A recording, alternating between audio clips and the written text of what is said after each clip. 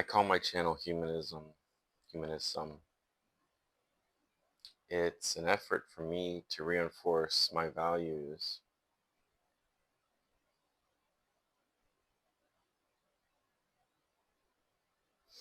If a loved one were killing themselves, if a loved one had severe psychological disorders, you'd help, right? You'd speak up. You'd do the most you can to intervene.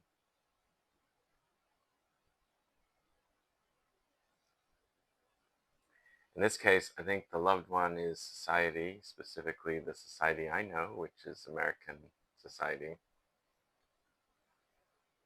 I believe it exhibits all kinds of self-destructive, warped psychology.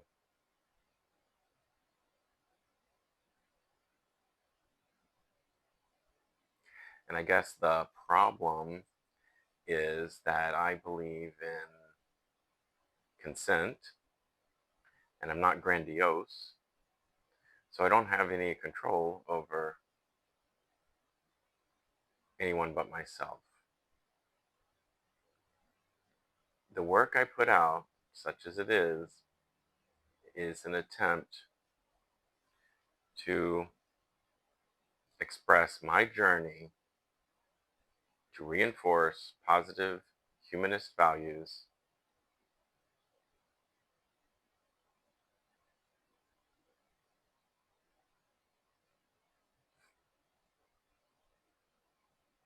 amidst a sea of troubles. Despite bad upbringing, despite the state of things. I'm dog sitting, I'm not at home. And I still have my chronic pain, which severely limits what I do. And it's summer, hot outside all day and all night.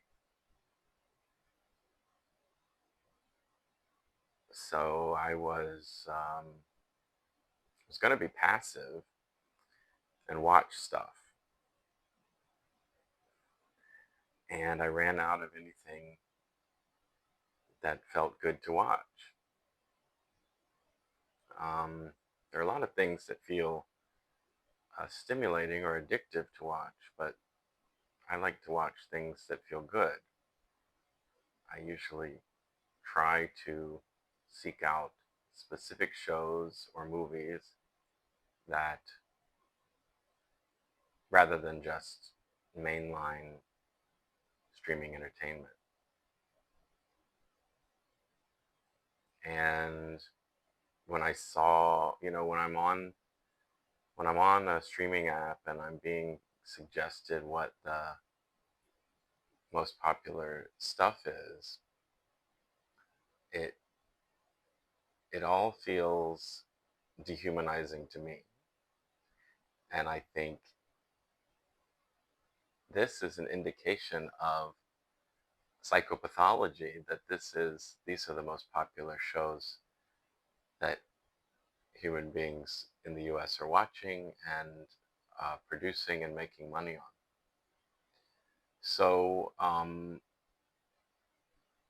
don't watch stuff that I think that is like addictive but empty. I try not to. But I have severe limitations due to chronic pain. So it's like, well, what can I do? I can read, and I'll read aloud, which is weird, but I feel it's a really bleak time. And so I try to put out into the world positive content. And for me, positive content is humanistic content. Um, and the easiest thing for me to do with my physical ailments is to sit still and read.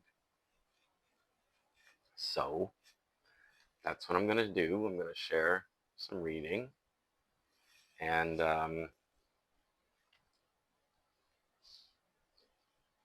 read aloud. So I hang out on the Fediverse, which I consider to be humanist social media, and this book was recommended. And when I went to get it at the library, this is the Spanish version, and it had been misfiled. And so this was the first one that I found. And then the librarian was like, that should have been in the Spanish section. Anyway, so I got the Spanish and the English. The librarian said, you may as well, you can have, you can check out up to 100 resources. I did not know that. I find that exciting and also terrifying. I probably the most I've ever checked out would be in the mid 20s, I mean, like currently I might have around 23 things checked out. So anyway, since I want to learn Spanish, I'm going to try to read the Spanish children's book, and I've got a dictionary here to help me. But first, as part of my pro-humanist content, I'm in love with nature. I love picking up shells when I go to the beach. These are my kinds of souvenirs, free things that make me happy forever. These are my cherished possessions. And even though they make me happy, if I were to lose it, no big deal. Before I read the children's book, I'm going to read a poem from Mary Oliver from a collection titled Evidence. I think I like Mary Oliver because I've heard her before on the podcast On Being. And I'm fairly certain she's recently deceased. She lived an awfully long time. I think she's mostly known for nature poems, which, to be honest, are not my favorite. As much as I love nature, I think that I feel like nature's great, doesn't need a poem about it. I like poems about like the confusion of feelings. But I think I like Mary Oliver. She's got this great poem. She does talk about feelings. Not that, I mean, all poems do, and people write about people people who write nature poems are talking about their feelings about nature, but a lot of times it's just like, oh, wondrous bluebird, I don't know. It's I find it weird a lot of times. But anyway, I'm just gonna try some random poems from this collection, Evidence by Mary Oliver. Thinking of Swirler. One day I went out into a wonderful ongoing afternoon. It was fall. The pine trees were brushing themselves against the sky as though they were painting it. And Swirler, who was alive then, was walking slowly through the green bog, his neck as thick as an ox, his antlers brushing against the trees, his 3 good feet tapping. The softness beneath him, and the fourth, from an old wound, swirling. I know he saw me, for he gave me a long look, which was as precious as a few good words, since his eyes were without terror. What do the creatures know? What in this world can we be certain about? How did he know I was nothing but a harmless mumbler of words, some of which were about him and this wind-whipped day. In a week he would be dead, arrowed down by a young man I like, though with some difficulty. In my house there are 100 half-done poems. Each of us leaves an unfinished life.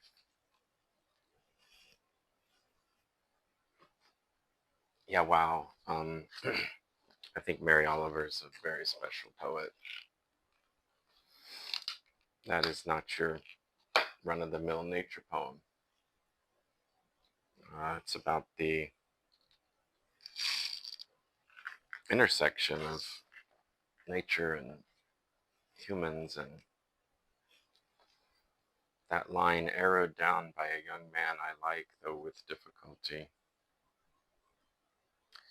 Also, just that that she, wherever she lives, she's so familiar with nature that she gives the wild animals names.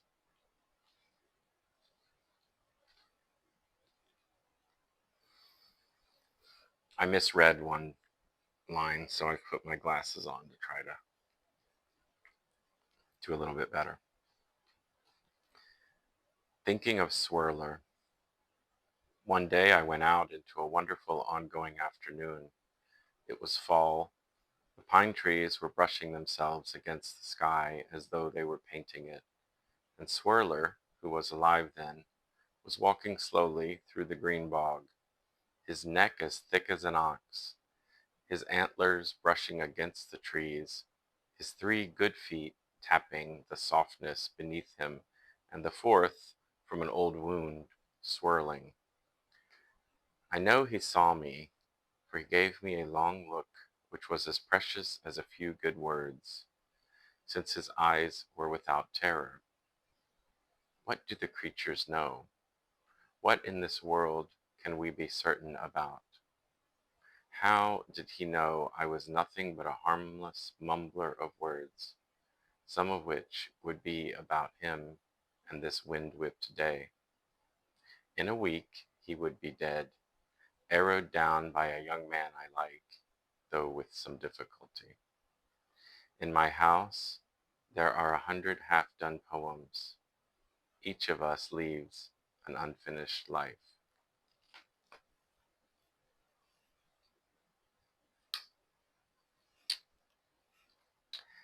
Um, I want to make it clear. So I love poetry, and I felt like I had to reclaim it because I didn't like the way poetry was approached in school. And then I didn't like the way um, there's a style of grown-up poetry that's a little bit like rap or performance. Um, I get poetry books from the library quite a bit, and one of them included, and I can't remember the name of the poet who put the book together now, but it's just as well that I can't remember since I'm going to talk negatively. But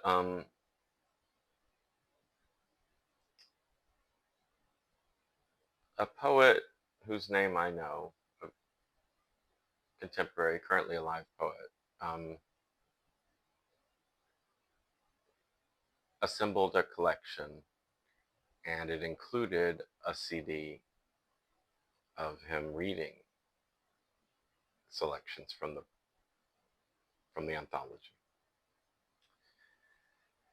And in addition to picking up books by poets I know I like, I also pick up anthologies because I am always looking to try to expand the poets that I like. And in this book, I'll be lucky if I find 2 poets I like.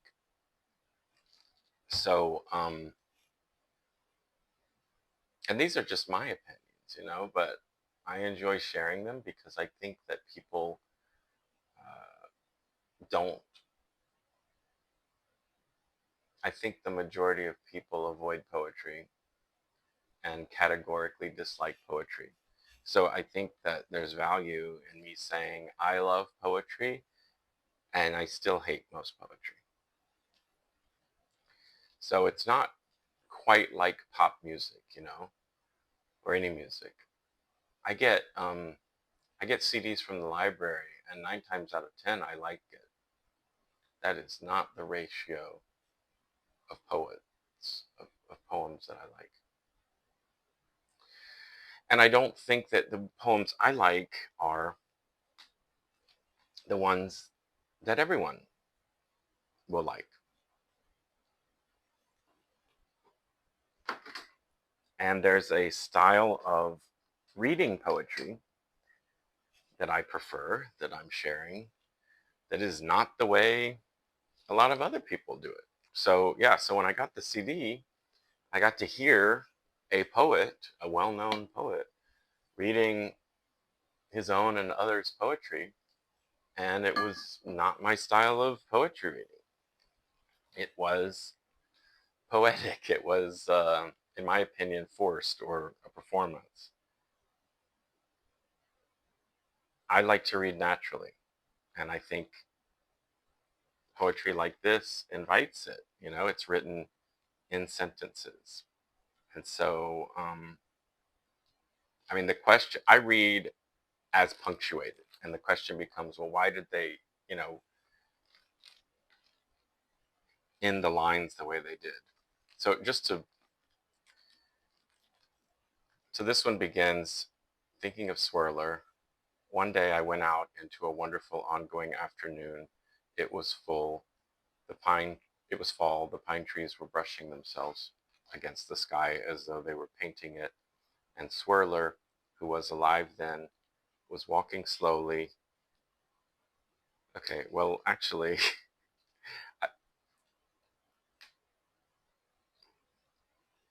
so the first sentence is one, two, three, four,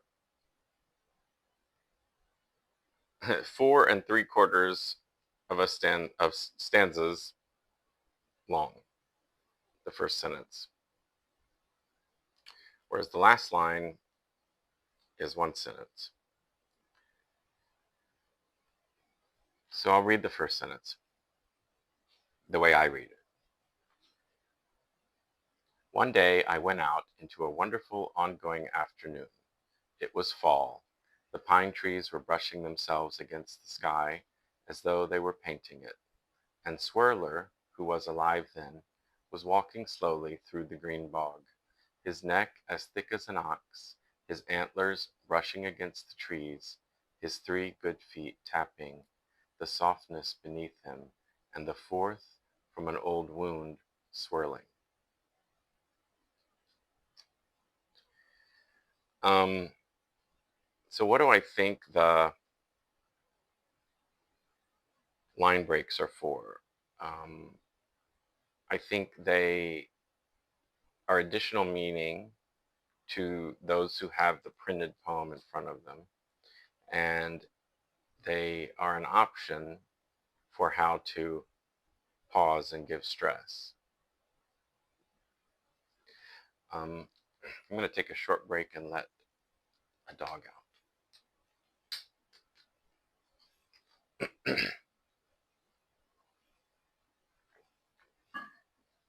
But what I don't do is emphasize each line like this.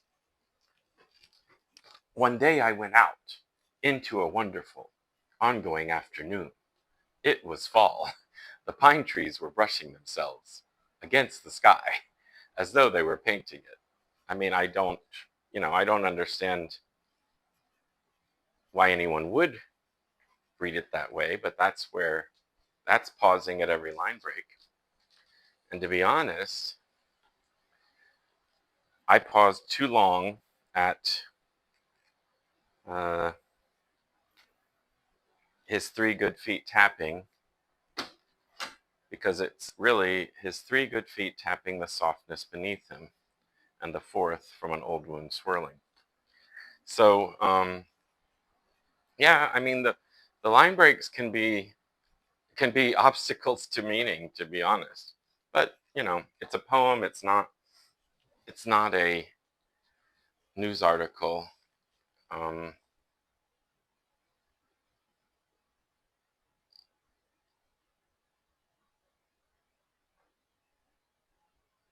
maybe it's a maybe it's a lingering, maybe it's an affectation.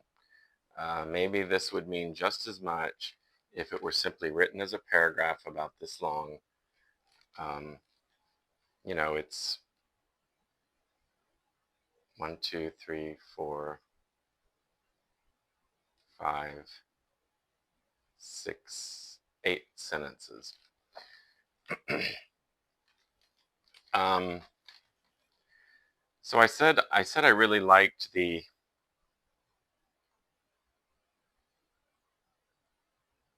clause or phrase, though with some difficulty. Um,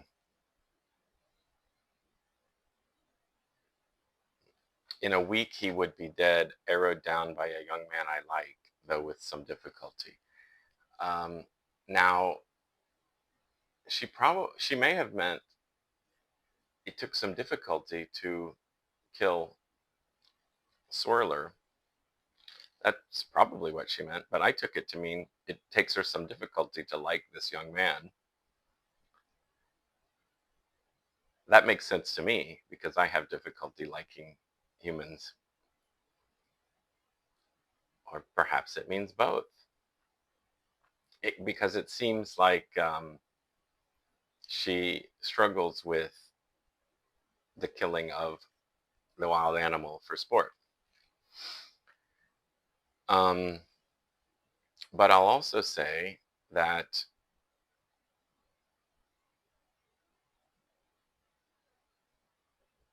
there's a whole thing about the injured animals are the ones that shouldn't reproduce, should be killed. And I mean, animals aren't humans. So it's not eugenics. I I eat meat.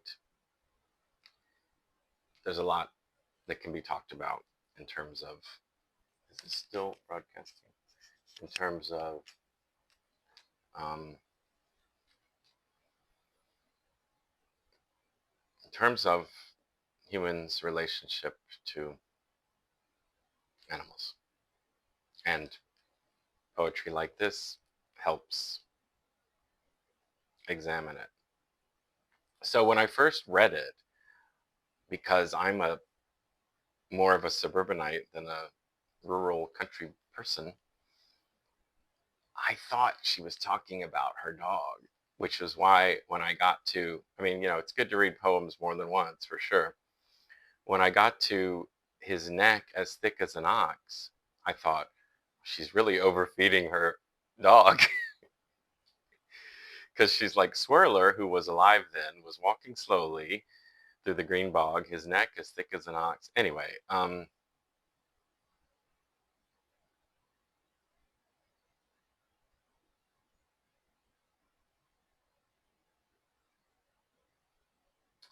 because it doesn't say like I spotted him or I spied him through the bog or whatever. It just says I was out and Swirler was walking.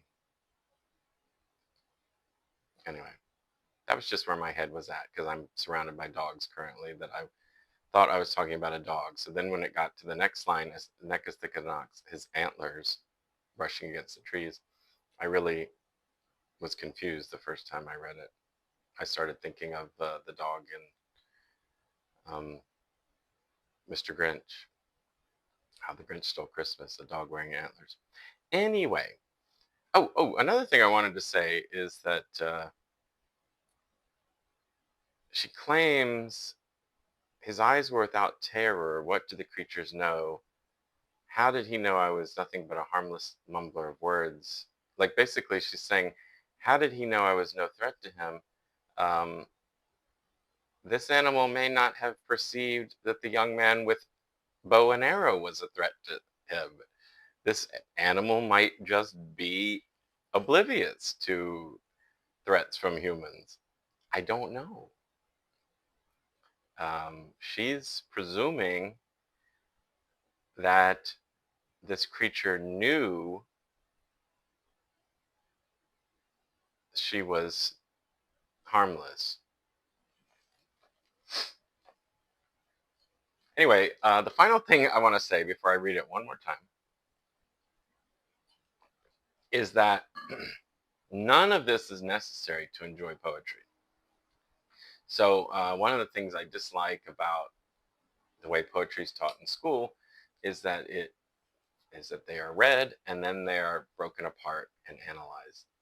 And I suppose that's what I just did. So therefore, it's an easy habit to get into. It's enjoyable and it's considered somehow essential to education. I think it would be more beneficial maybe just to teach enjoying it first, and because I think the thinking about meaning comes naturally. So these are things that have come to my mind and I've shared them with you, but it's not important that I shared it with you. And it may even be an obstacle to enjoying poetry. So I'm going to read this one more time, and then I'll find a different poem and read it and say nothing about it.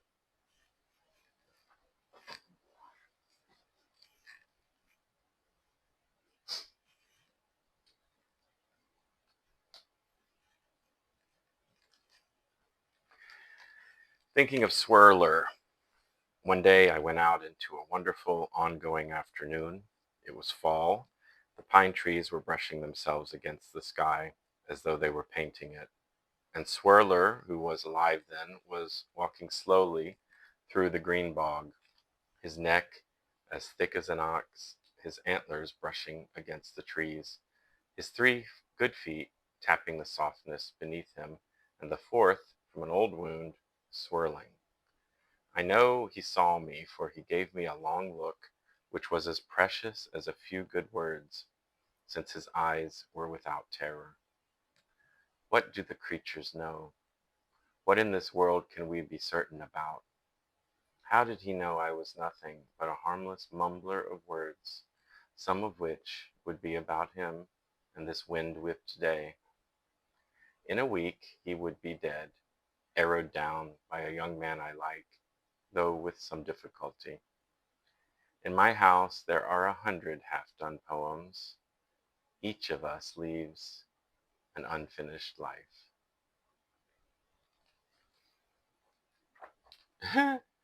I just realized I didn't even exhaust. There was more I was going to say about unfinished lives and humans and animals and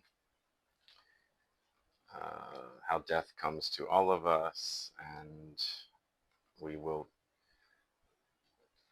leave an unfinished life. The way I phrased it before is people die with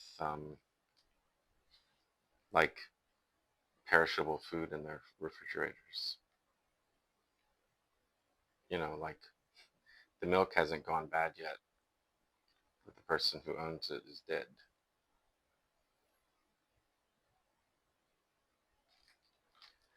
With thanks to the field sparrow, whose voice is so delicate and humble. I do not live happily or comfortably with the cleverness of our times. The talk is all about computers. The news is all about bombs and blood. This morning in the fresh field, I came upon a hidden nest. It held 4 warm, speckled eggs. I touched them, then went away softly, having felt something more wonderful than all the electricity of New York City.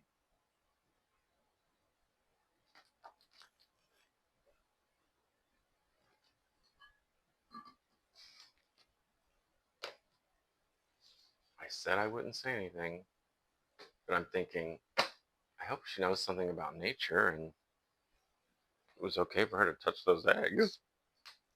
Disturbing things. Frederick by Leo Leone. Now, this is going to be really, really uncomfortable because I'm going to try to read in a language I don't speak.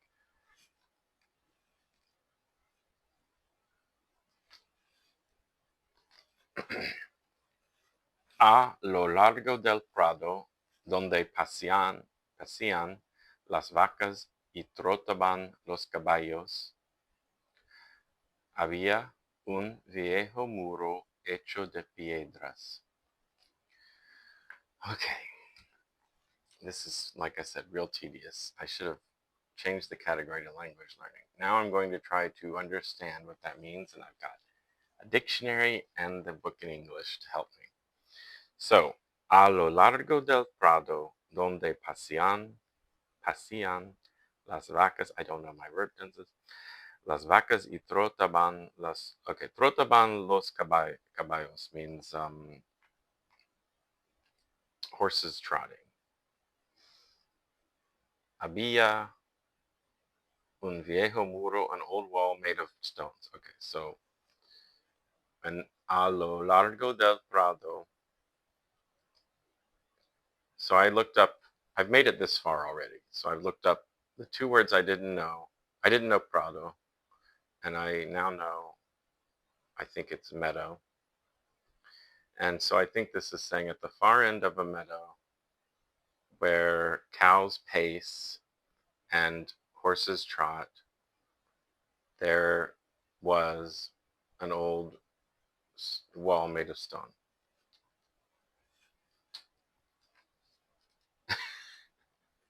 Let's see. Happy birthday, Frederick.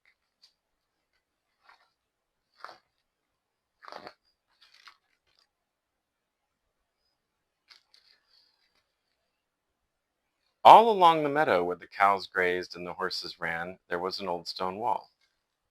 Okay, so a lo largo doesn't mean at the far end, it means the length of. So on the length of the wall, no, on the length of the meadow, or in English, all along the meadow. And I said, because it says pasían las vacas, so I said where the cows paced, but this is where the cows grazed. So pacing and grazing are not the same thing, so I want to look that up.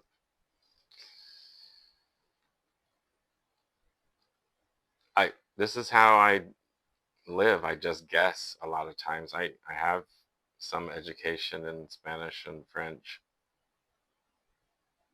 Well, paciente is patient. Let's look up graze. See, the problem is this dictionary is not very comprehensive, and graze is not a common word. So I thought by picking a children's book, I might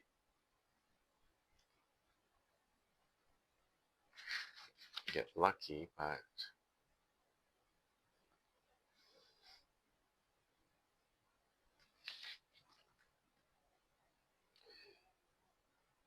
oh, should I let the dog back in?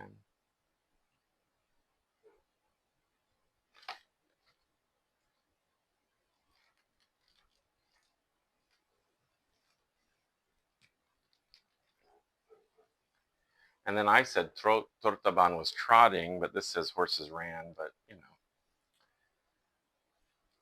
Well, I'm gonna just assume that pasean means grazed. All right, next page. En aquel muro, no lejos del pajar y del granero, tenía su hogar una parlanchina familia de ratones.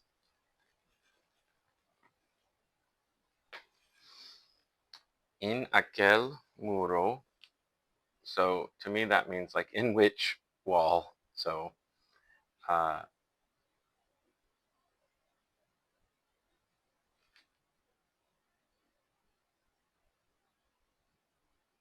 and I already looked up pahar is barn. So not far from the barn and the granary. Um, like a talkative family of rats made their home.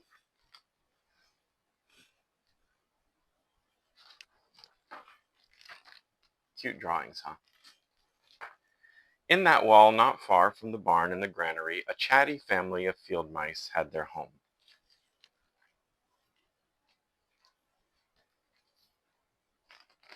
If I were doing this as a test, I'd fail, but if I did it as like getting the meaning, I do okay. Pero los granjeros se habían marchado. El pajar estaba abandonado y el granero aparecía vacío. Vacío.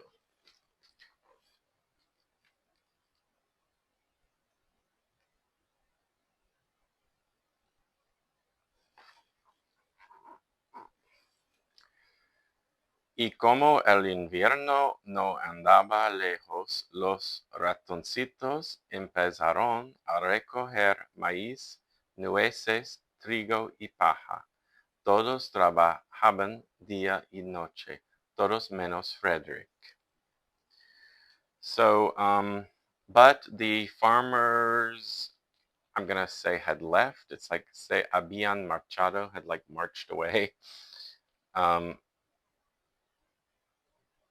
El Pajar, the farm was abandoned, or the barn was abandoned, and the granary was vacant.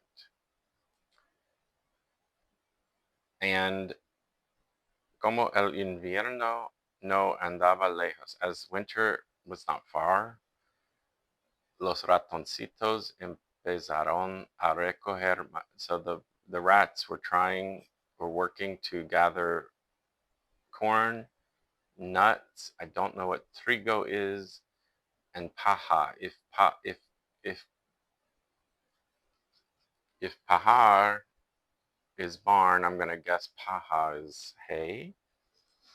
Um, or wheat. Todos trabajaban día y noche. Todos menos Frederick. All were working day and night, all except Frederick.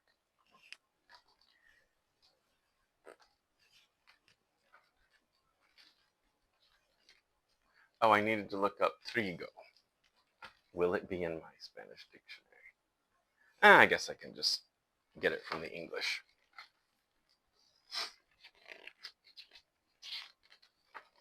So as I say, I don't know my verb tenses, which is awful. But the farmers had moved away, the barn was abandoned, and the granary stood empty. And since winter was not far off, the little mice began to gather corn and nuts and wheat and straw. They all worked day and night, all except Frederick. So I'm going to guess trigo is wheat and paja is straw. Is wheat important enough to be in my little dictionary?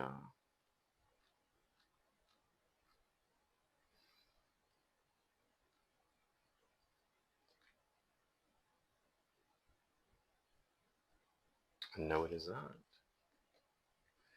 Okay.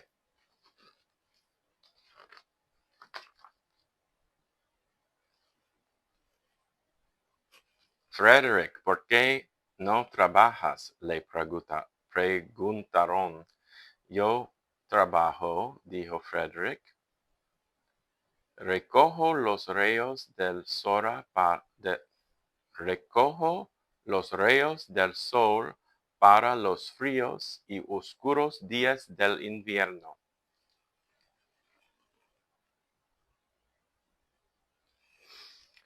Frederick, why are you not working? They asked him. ¿Por qué no trabajas? Le preguntaron. Yo trabajo, dijo Frederick. I'm working, said Frederick. Recojo los rayos del sol para los fríos y oscuros días del invierno. So I'm going to say recojo.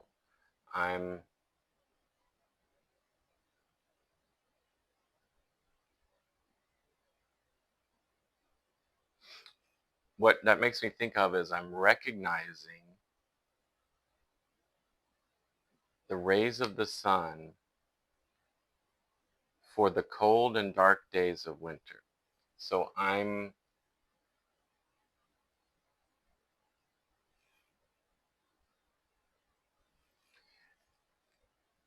maybe absorbing, if I were, if this were in English, I'm gathering the rays of the sun for, yeah, that's probably good.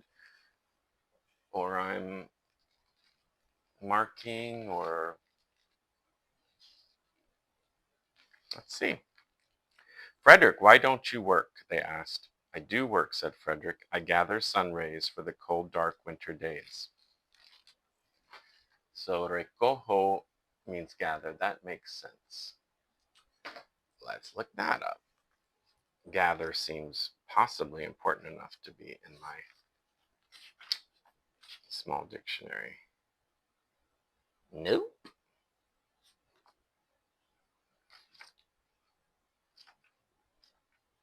How about the reverse? What would it be? Recojar or recoger?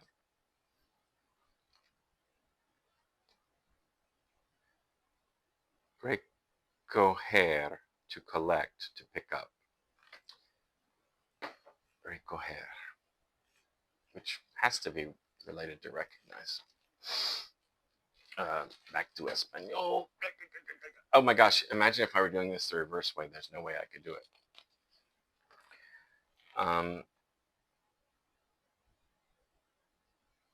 In a way, I'm at the level where the ideal language practice partner for me would be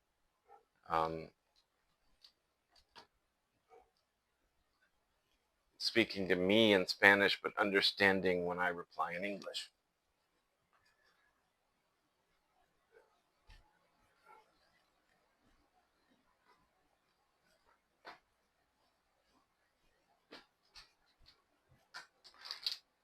Come on, Poochie. Poochie.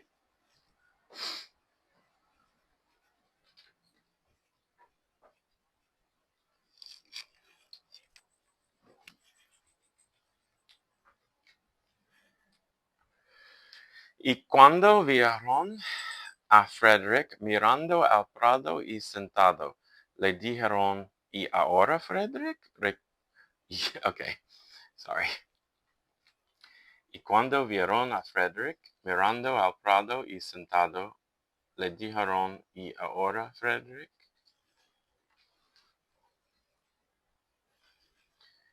Recojo colores, dijo Frederick, sencillamente, para el invierno gris.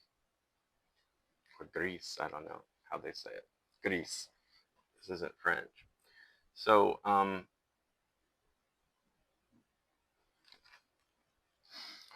and when y cuando vieron a Frederick mirando al prado y sentado. Okay, so like, and when they saw Frederick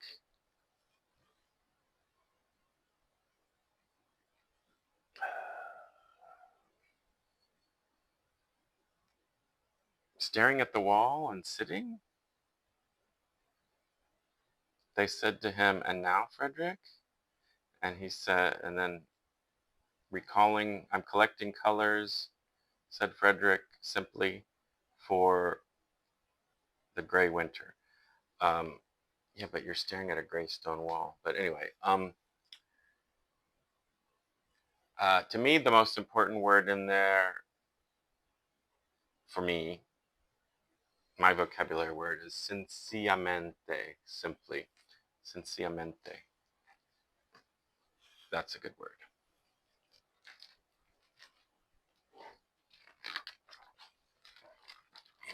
In inglés. And when they saw Frederick sitting there, staring at the meadow, mirando al prado, see. Okay, well, that makes a little bit more sense than staring at the stones. Muro is wall. These are more vocabulary words. Muro is wall. Prado is meadow. Piedras is stones. Right? Paja is hay, no, wheat, hay. And when they saw Frederick sitting there, staring at the meadow, they said, "And now, Frederick?" "I gather colors," answered Frederick simply, "for winter is gray."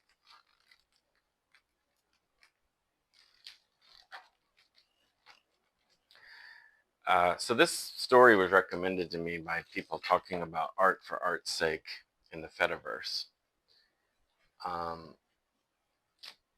Another thing that makes it's like a reverse grasshopper and the ants, though, isn't it?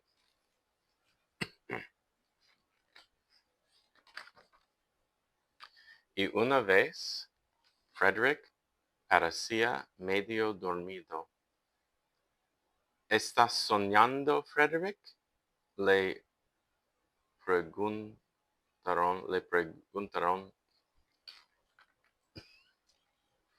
My mouth is made for English. No, it's not. It's accustomed to English. ¿Estás soñando, Frederick? Le preguntaron con reproche. Pero Frederick dijo, "Oh no, estoy reuniendo palabras, porque los días de invierno son muchos y largos y se agotarán las cosas de que hablar." Y una vez, and one time, Frederick parecía medio dormido, seemed half asleep. "Are you sleeping, Frederick?" they asked him with reproach. But Frederick said, "Oh no, estoy reuniendo palabras," reuniting words, "porque los días de invierno son muchos y largos y se agotarán las cosas de que hablar." So it's something about, this is context clues, something about the days, because the days of winter are many and long and lacking things to talk about, or I'm collecting things to talk about. No, I am reuniendo palabras. I think it's just going to be another word for gathering, like reunioning. It's going to be another word for gathering or collecting words, because the days of winter are many and long. So the words I don't know are reuniendo y agotarán. Agotarán.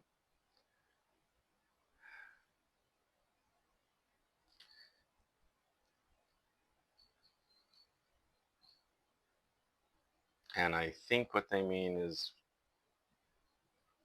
like reunioning, so collecting, gathering, and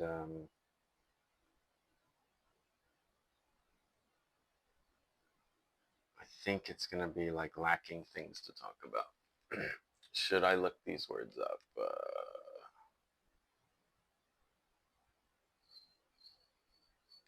Well, I know in Mexico they have Punta de Reunión uh, for on city blocks to as meeting points for like in the event of a disaster like an earthquake. So reunión definitely means meeting, or he's hanging out with words. And agotarán, agotar.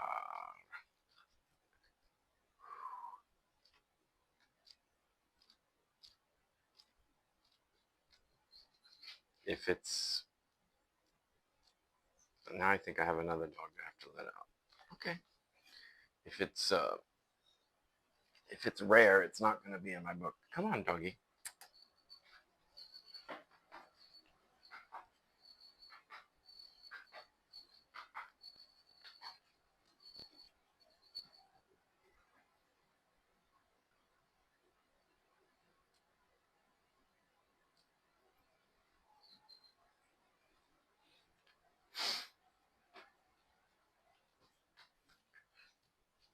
They don't know what they want.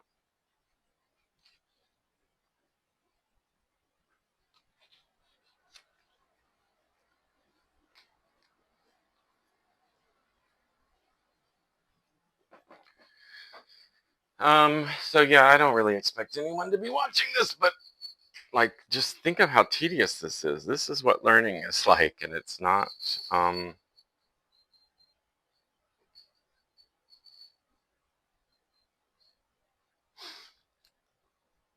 the only AGO word is agosto. It's not,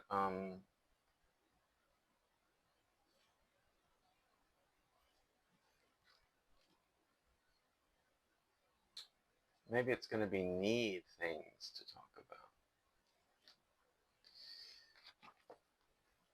Learning is tedious. It's not just all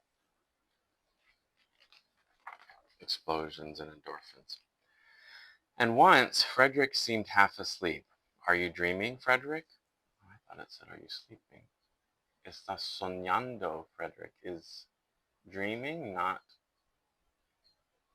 because dormido is sleep, so soñando is dreaming. Are you dreaming, Frederick? They asked reproachfully. What's with their reproach? But Frederick said, oh no, I am gathering words. So yeah, réunion, another synonym for gather, meeting. For the winter days are long and many, and will run out of things to say. So agotarán will be run out.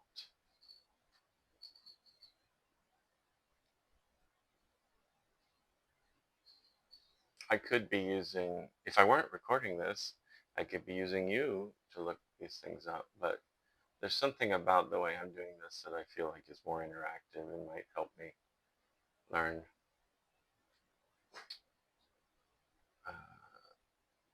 Oh, soñando. So soñar is to dream. So what words have I liked so far?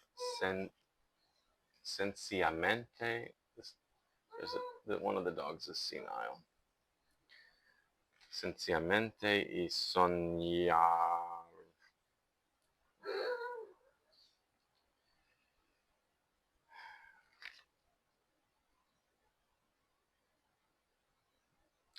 The dog is deaf. That's why I'm not comforting him. Soñar is not in here either. But if I look up, I mean, dream seems common enough, but if I look up dream in English, it might have like aspire instead of.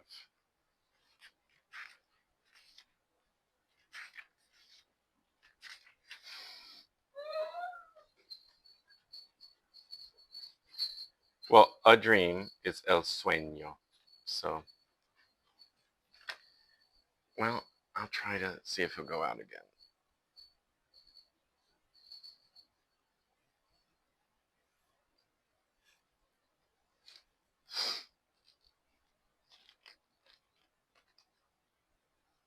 Agotar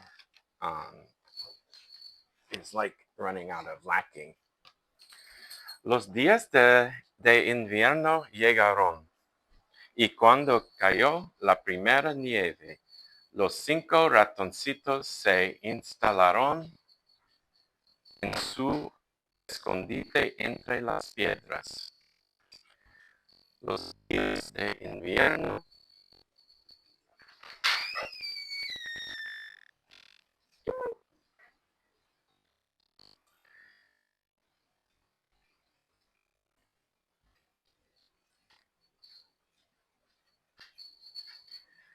The days of winter came, the days of winter arrived,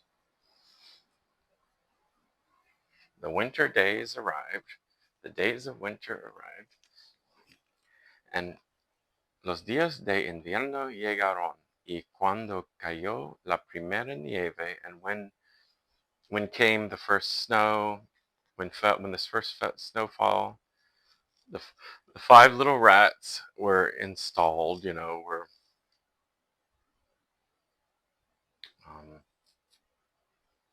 ensconced in their well, because the next word is escondite entre las piedras. So, um, what would I really say if I were writing in English? The winter days came, and when the first snows fell, the rats huddled in their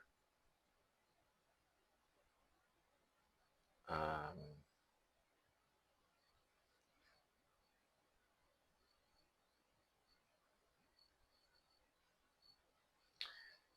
I don't know, sanctuary in the stones, in their hideout. That's a great word, escondite. That's good, escondite, hideout. The winter days came, and when the first snow fell, the 5 little field mice took to their hideout in the stones. Instalaron en su escondite entre las piedras. Installed themselves in their hideout in the stones. Escondite. Esconder.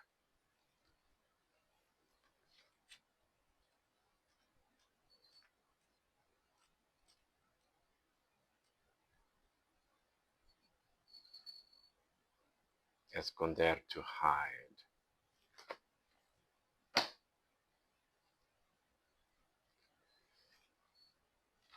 Here they are. So, how much do we want to bet that Frederick tells them a story or paints them a painting?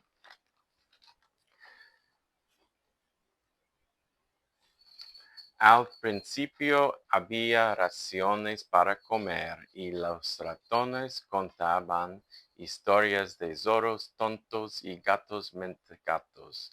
Eran una familia feliz. At first, there were rations to eat, and the rats told stories of. Now, what is Zorros? Is it foxes? Tontos, I think, is like tricky or lying. So like sly foxes, and then gatos are cats. Mentecatos. That also seems like lying. Tontos is maybe playing games, teasing. Oh, they told stories of teasing foxes and no, I don't know. They were a happy family. In the beginning, there was lots to eat, and the mice told stories of foolish foxes and silly cats. They were a happy family. So Zorros was foxes, good for you. Tontos is foolish. And mentecatos is, so it's something about the brain. Cats. They were a happy family.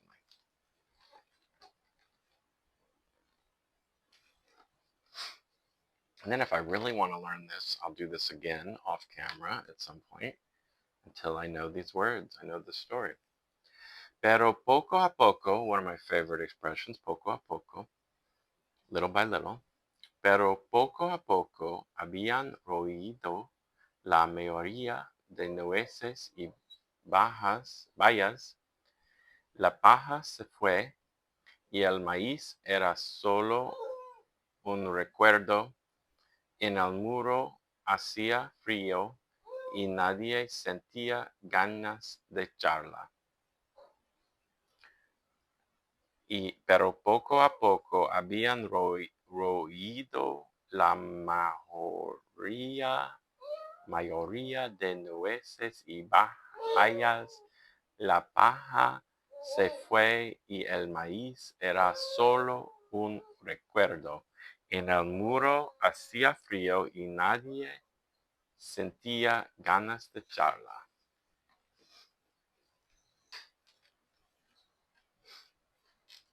So what does that mean? But little by little,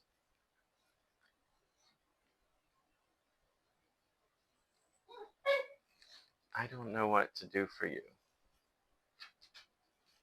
You've eaten, you've been out, I can pet you. Yeah. But little by little, I don't know what roido means. The majority of nuts, and I don't remember what bayas means. La paja se fue, like the hay ran out, or the grain, and the corn was just a memory. And the wall was cold, and there was nothing to talk about. I don't know. I'm not doing so well. The dog is definitely affecting my concentration, as with my pain, as always. But little by little, they had nibbled up most of the nuts and berries. Habían roído, so nibble. Las mayoría de nueces y bayas. Bayas must be berries. The straw was gone. La paja se fue. Y el maíz, yeah, the corn was only a memory. Era solo un recuerdo. In the cold, it was cold in the wall, and no one felt like chatting. Nadie sentía felt ganas de charla, full of chat.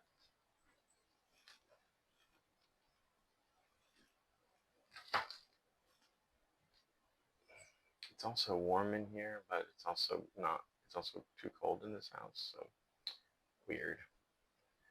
Pero poco a poco habían roído, habían, so they had roído, nibbled the majority of nuts and berries.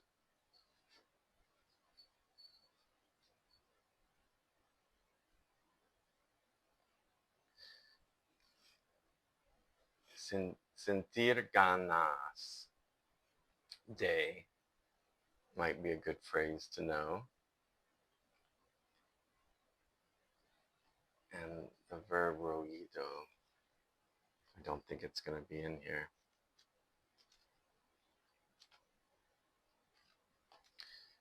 I'm starting to feel sick. The temperature weirdness, like it's so hot, the air is so cold, but inconsistent in this old house. So some areas are freezing and some areas are hot. Oh my God, I'm not even halfway through this book. I don't think I can make it through this children's book.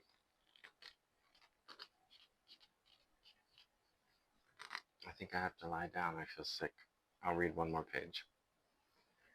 Entonces se acordaron de lo que Frederick había dicho sobre los rayos del sol, los colores y las palabras. ¿Qué hay de tus provisiones, Frederick? Le preguntaron. So then, entonces se acordaron de lo que Frederick. Then it came to pass, or whatever, that they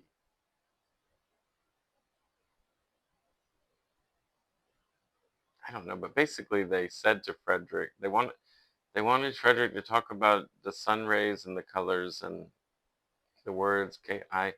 What have, where,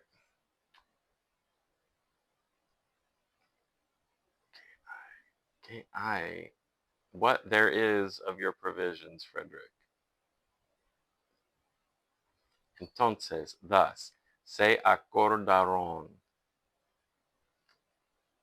something like agreement, de lo que Frederick, that which Frederick had said. Okay, so then they remembered what Frederick had said about the sun's rays, the colors, and the words.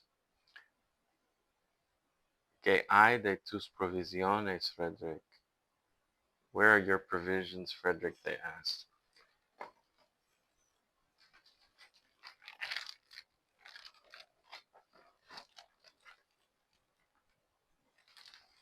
Then they remembered what Frederick had said about sun rays and colors and words. What about your supplies, Frederick? They asked.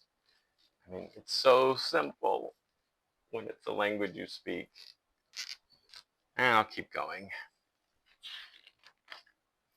¿Qué hay de tus provisiones, Frederick? What about your provisions, your supplies, Frederick? Entonces se acordaron, so they remembered de lo que Frederick había, that which Frederick had said about the sun rays, the colors, and the words. Cerrad los ojos, dijo Frederick, mientras se subía en una gran piedra. Ahora os envío los rayos del sol.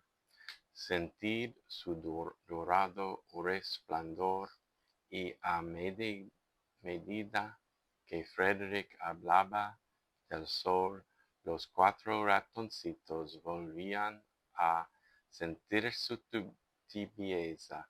Era la voz de Frederick. Era magia.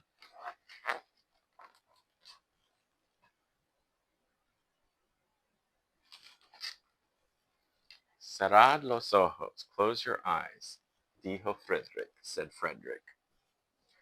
Mientras se subía en una gran piedra. So I thought mientras was even though.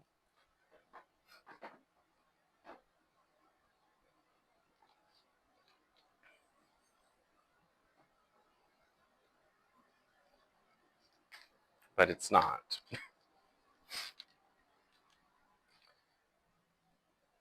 This isn't in quotes. So when it says Frederick, mientras se subía en una gran piedra. So the most logical thing that it means is taking his place on a large stone.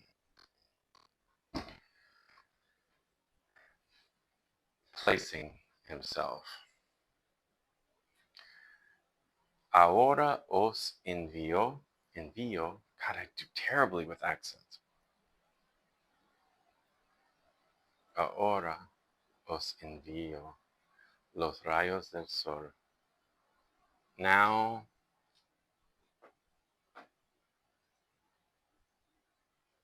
os envío los rayos del sol. Sentid su dorado resplandor.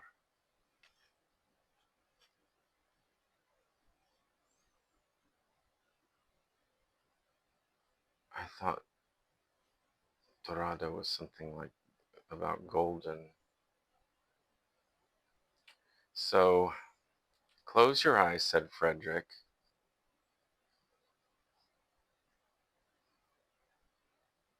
From his place on a large rock. Now, os envío.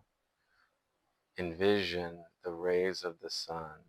Feel its golden splendor. Sentid su dorado resplandor. Y a medida que Frederick hablaba del sol, los 4 ratoncitos volvían a sentir su tibieza. Era la voz de Frederick? Era magia? So, I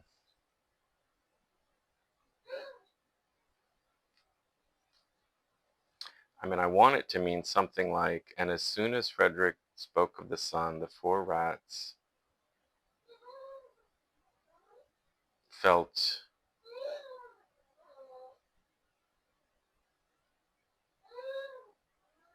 I don't know what tibieza means. And then it's, was it the voice of Frederick? Was it magic?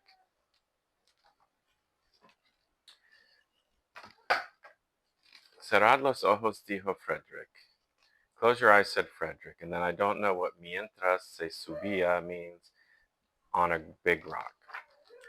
Close your eyes, said Frederick, as he climbed on a big stone. So I do think mientras is something like even as. So it means like while he. So subia would be got onto a big rock, big stone. Ora os envío los. I know it's going to be something about envisioning the sun's rays. No, now I said envío, right, is send. So now I send you the rays of the sun. I don't know what to tell you.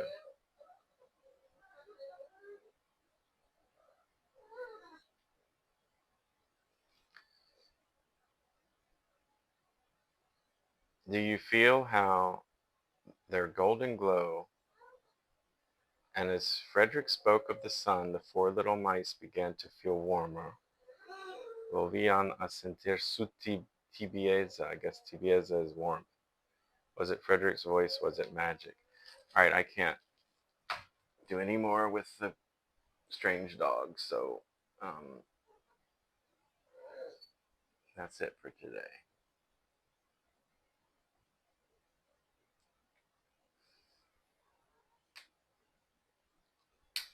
And my voice is kind of done anyway, but as usual, I enjoy reading and learning. I find this more worthwhile than what was available for me to stream. And now I will see if the dog wants to be held or walked or what. And the owner said the dog has some kind of medication, and I don't know. I mean, I guess maybe it's in pain or it needs weed. Um,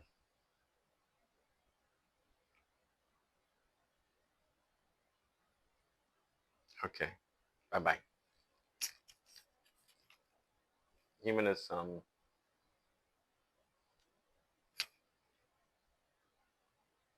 No individual, no one has all the answers. Each of us have some. Human is some. Humanism.org.